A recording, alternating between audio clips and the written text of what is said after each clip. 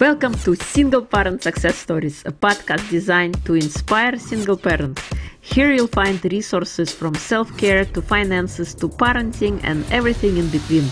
Discover what it takes to thrive. Let the stories inspire you to what is possible.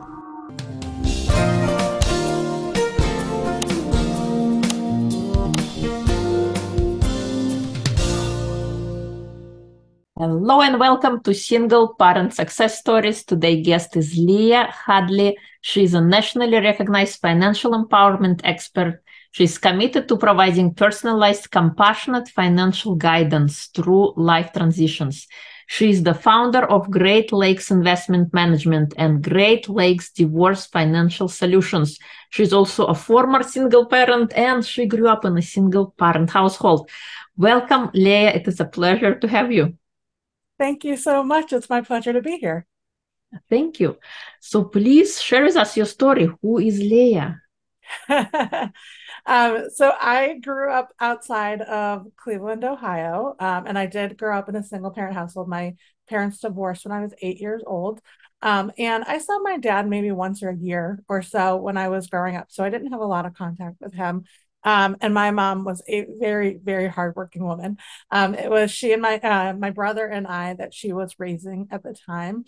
And I was very fortunate that my mom was an accountant by trade and had her MBA, which is very unusual for somebody in her generation when I was growing up. And so it had a big impact on me and kind of seeing the work that she did. We had open conversations about money. I learned how to budget from her. And so that definitely had an impact on ultimately where I ended up in terms of the work that I do.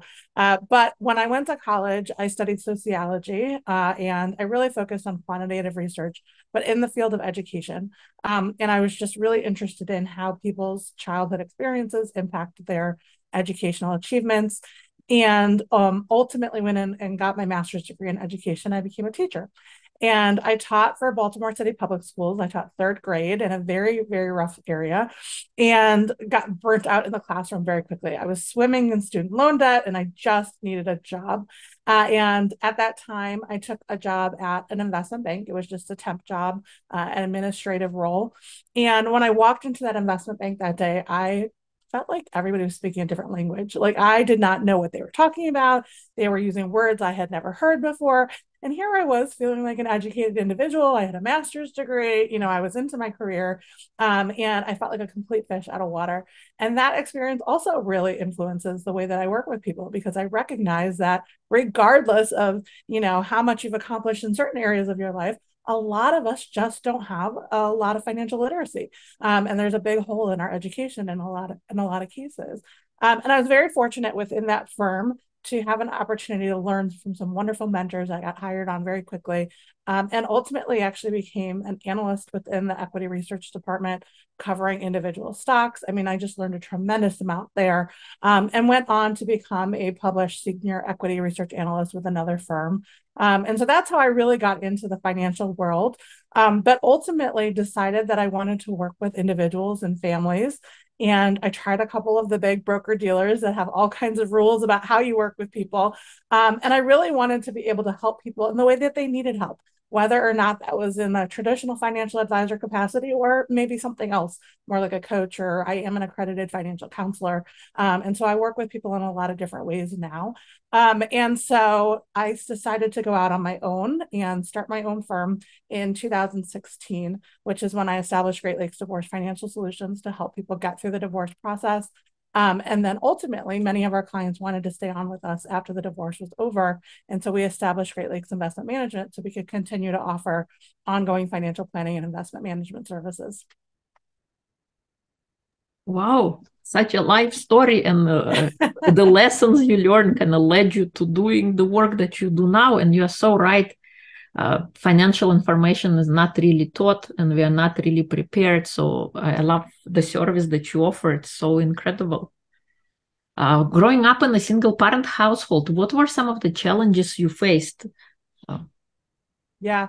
It's a double-edged sword, right? I had a tremendous amount of freedom and independence, which was amazing. And I am an incredibly independent individual now as a result of that. But it was also hard. My mom worked a lot of hours, and when she was home, she was tired because she had been working so hard. And, she didn't have support for my dad. And so, my grandparents didn't live too far away, which was really nice. But it was tough things like what happens when, I'm sick and, my mom wasn't always able to take off work. Sometimes my grandparents were able to help out. Sometimes I would go sleep on her office floor at work when I wasn't feeling well. So, I think that was the biggest struggle, really, was just, making ends meet, making sure. I mean, she really prioritized making sure that we had what we needed. She really, really prioritized education, and education has been a huge value that I grew up with in my family, my whole family, and making sure that, we had an education that would allow us to have freedom and flexibility in the future. That was really important to her. You're right. You're right. And what are any positives that from that experience that you have? Yeah, I mean, there's so many. I would say the biggest positive, especially in working with so many people who come from so many different situations. And nowadays, my mom and I are so close. And I am so, so grateful for the sacrifices that she made for me. My brother is 5 years older than me. So when he moved out, it was just the two of us. And we really grew very close. And when I moved back to the Cleveland area, probably about 15 years ago now, I've lived within a mile of her that entire time, which has been amazing. Cool. What is your favorite memory growing up? Oh, my favorite. That's a hard question. Probably vacations. So one of the things that my mom really did instill in me was valuing experiences over things. And so we never had we were a house that had a lot of things growing up. But she made sure that we took a vacation every single year. And so we would spend some time together. Usually we just drove somewhere. But we had lots of time to explore little towns and just be together and play games and that kind of thing. And that was really, really valuable, I think, for our relationship, but also really for me to see that, you know what, even when money's tough, you can prioritize what's important to you. You're right. I love road trips as well. So I think experiences are so much more important. You're right, because you cannot take material things when you die, but you can retain the experiences that you have and the people that you met and things that you have felt so much better than something physical. Right. What makes you happy? So now I have 3 children of my own and I have 3 dogs. And I'm happy when they're happy. I do really focus on self-care for myself because I think it's so important for me to even just have the energy to be a mom and to be present with them, to run 2 businesses. And so, I like to make sure that I spend time outside. That's very energizing for me. I like to spend time on the water. But really, at the end of the day, the thing that makes me happiest is seeing them happy. Love it. I love it. What is your superpower if you had to pick one? So I'm an analyst at heart, honestly. And so I have really, really high analytical skills. I can consider a lot of different scenarios, which I think also makes me a really good financial planner. It's also meant that I've struggled with anxiety for much of my adult life because I am one of those people who, they say paralysis by analysis. But I think it's just like anything else, it can be an incredible strength. I think it's allowed me to have a lot of success in the work that I do. But you have to kind of manage it, and just like anything else.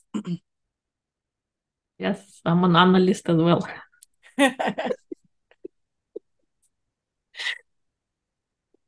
When you were during your time of single parenting, what were some of the challenges you faced in that regard?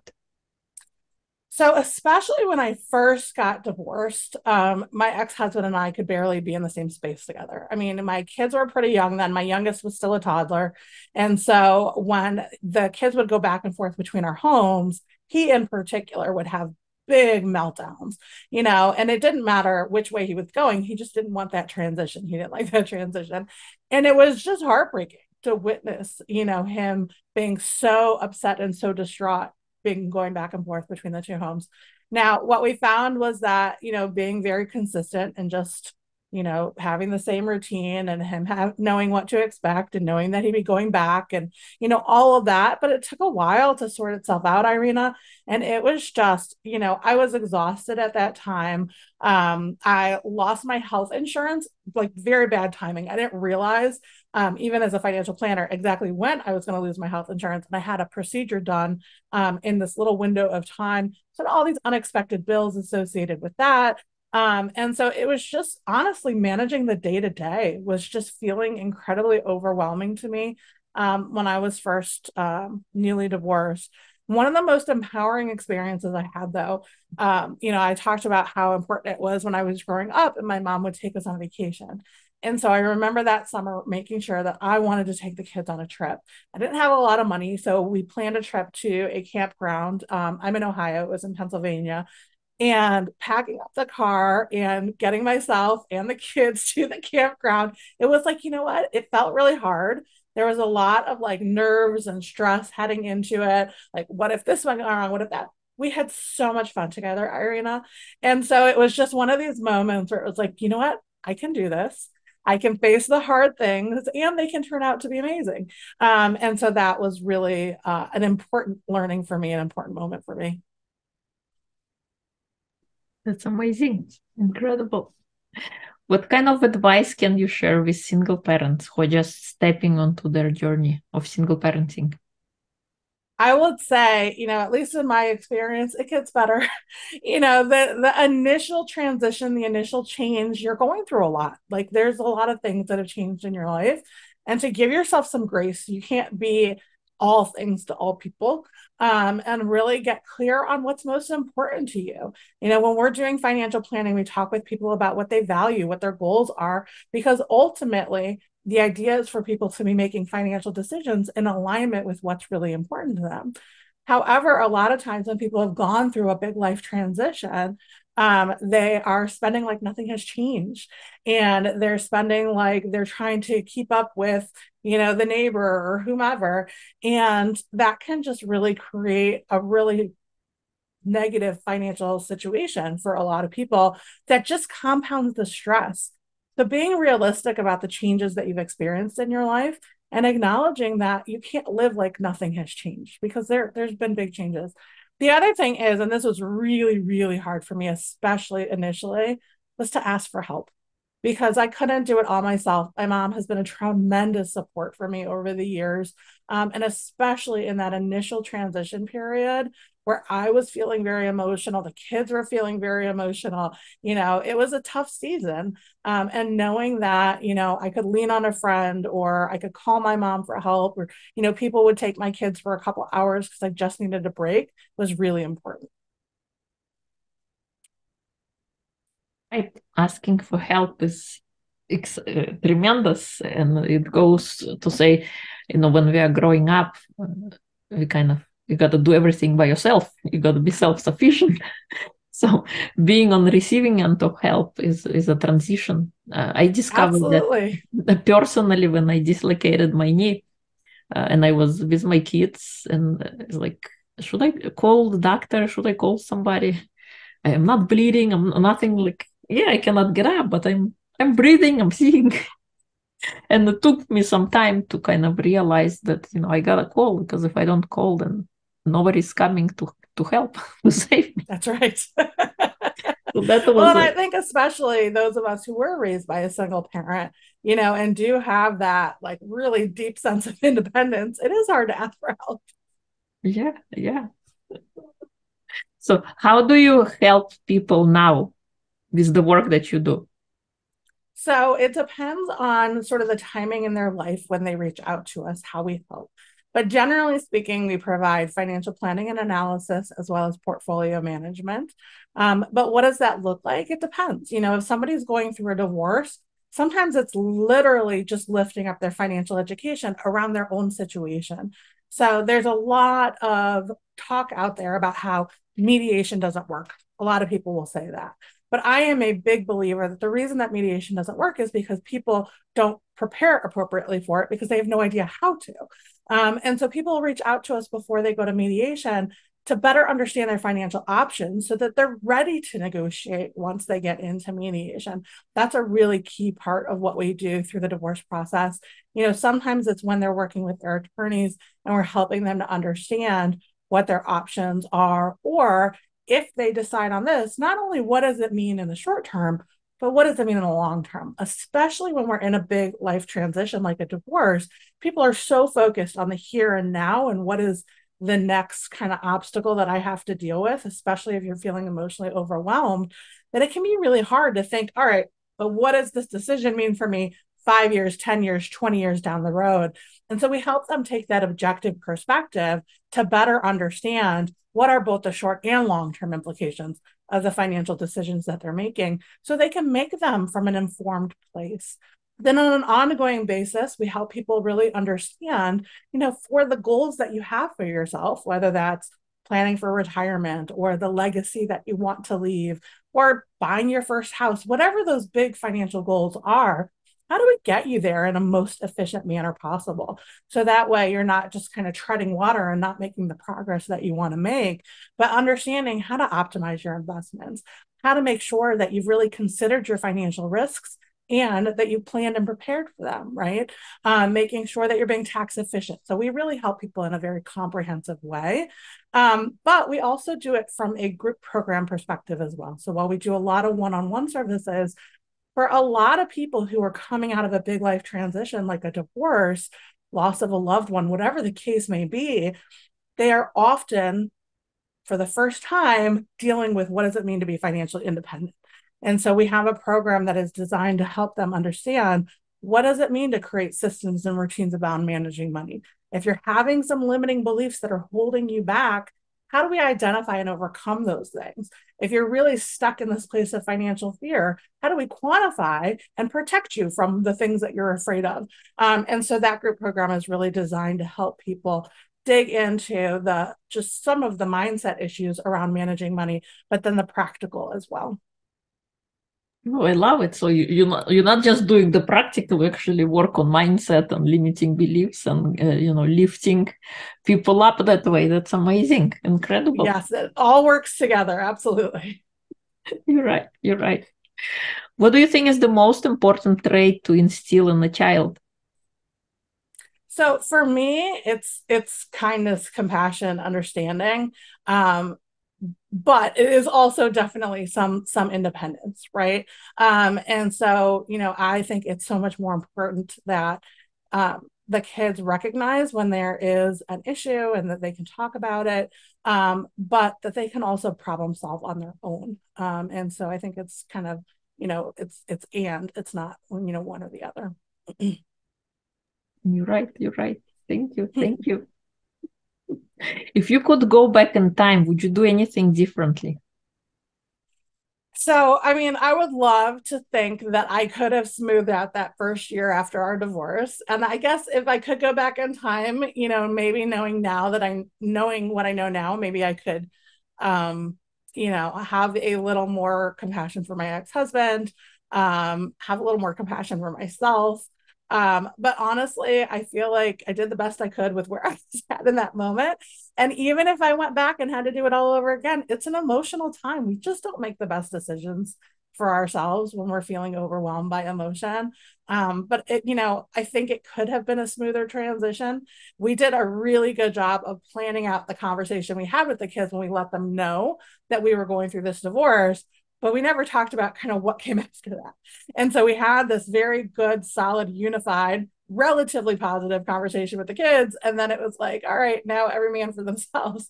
And so that first year was really hard. It was a really, really hard time. And if I could have gone back and made it easier on any of us, I would love to have done that.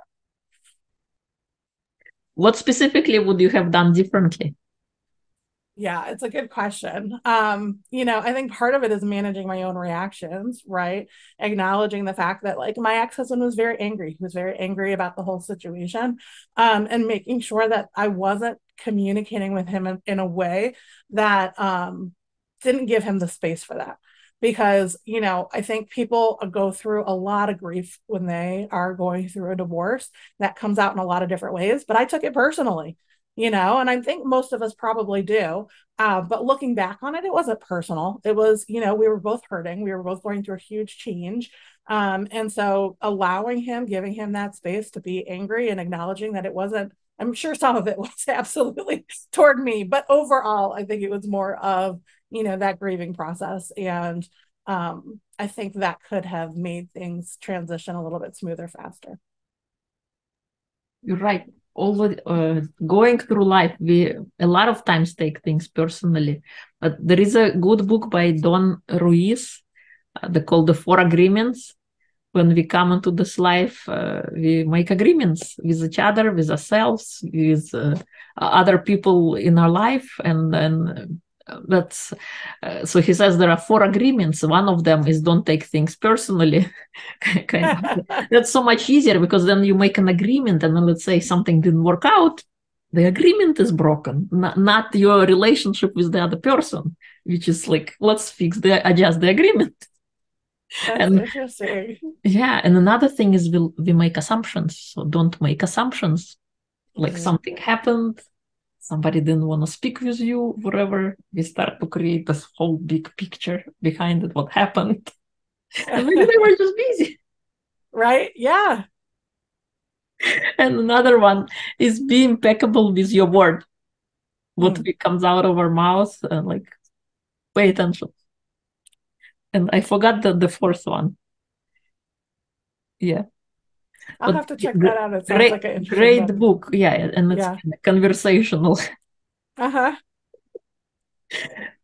What are you passionate about? I am very passionate about financial empowerment. That's why I do the work that I do. I think that so many people feel like money has power over them. Money doesn't have power. Money is just a tool that we use to exchange value. And if you feel like it has power, it's because you're giving it power. And so helping women to really take that power back and feel like, you know what, if money is a tool, then we need to learn how to use it well, learn how to allow it to build wealth for us.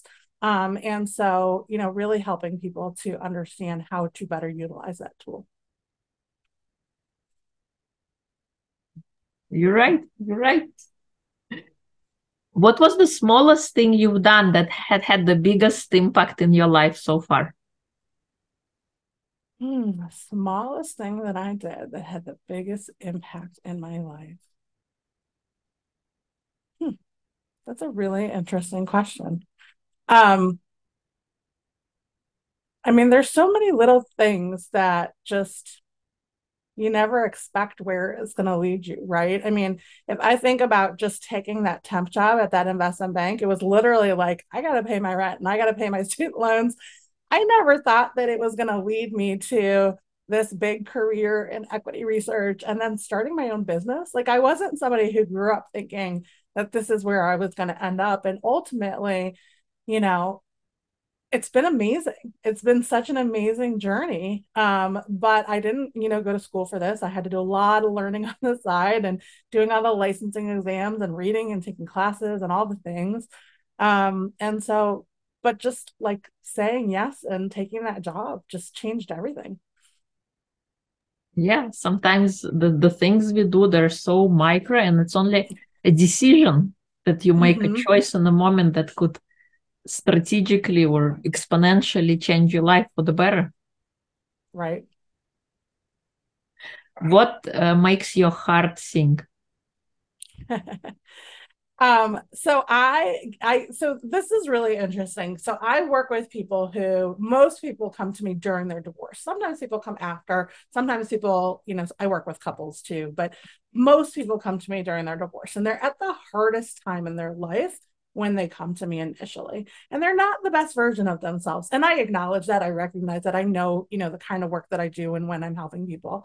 But many of our clients now work with us years later because we continue to provide them with ongoing financial planning and investment management support.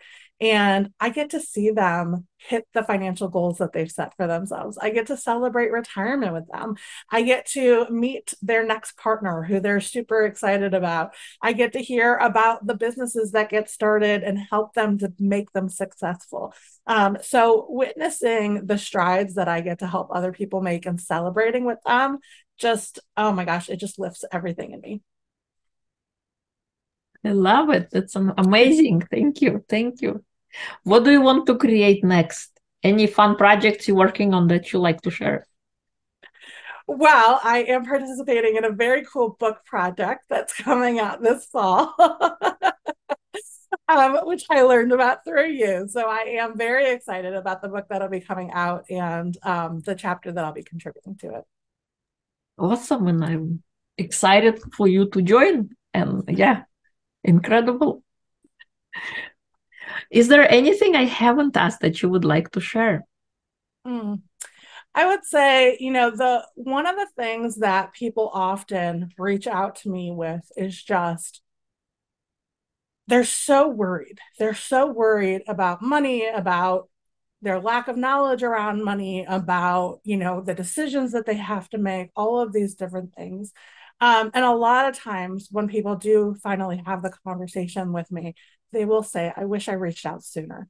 Because there's this a lot of people have to kind of get past this moment to be able to reach out and, like we were talking about before, ask for help. A lot of people do feel shame around a lack of a financial knowledge or just even having to ask for help or whatever the case may be.